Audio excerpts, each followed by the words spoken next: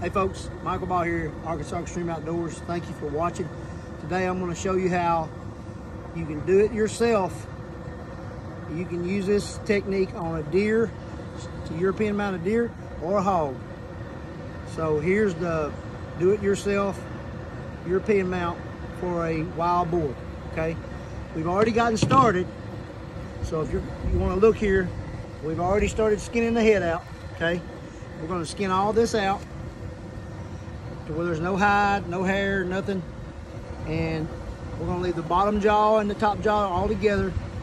And once we're done, we're going to put it over here in this pot. We'll show them that pot. I got a deer head in there boiling now. I'm going to show them that. We're going to put it in there. We're going to boil this hog head for 2.5 hours. So once we get it boiled, then I'll show you how I clean all the meat off, get it really clean, then we're going to bleach it. Show you all that coming up in a second. Okay, as you can see, well, a hog is really tough, okay?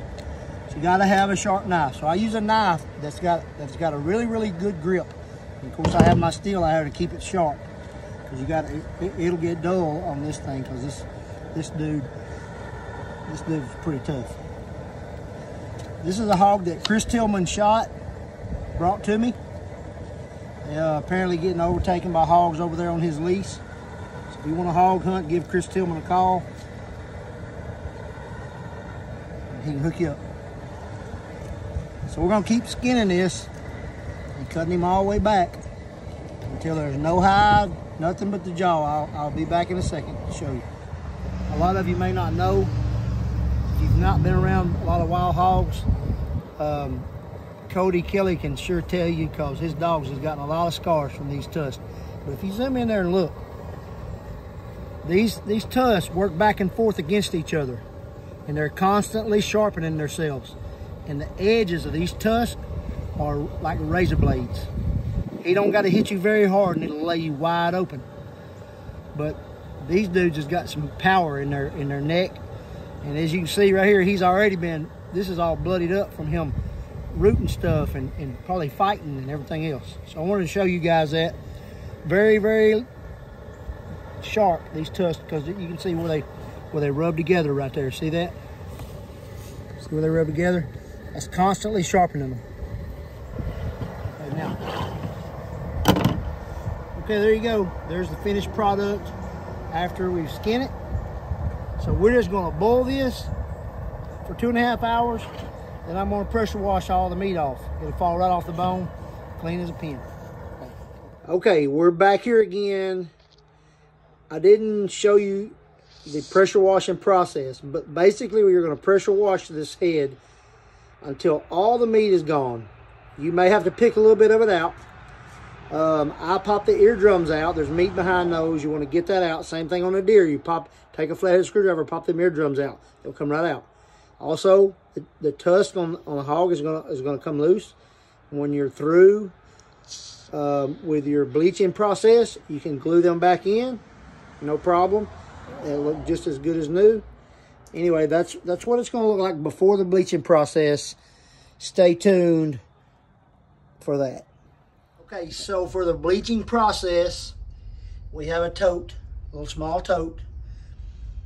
You want to get one that is the correct size for whatever skull you're putting in it, and the correct depth. That's kind of what that looks like. You're going to leave that in there. We done the bottom jaw first, then the second, then the top part of the skull. You want to leave it in there at least 3 days. You can leave it longer than that. Some people usually leave it 6 or 8 days, but 3 days will get the job done. Take it out, dry it off, and voila. So if you don't have the right size container and you don't want to buy 37 jugs of peroxide, as you empty your peroxide out, fill the bottles back up with water, put them in there full of water, and it'll displace enough it'll displace enough peroxide to cover the skull.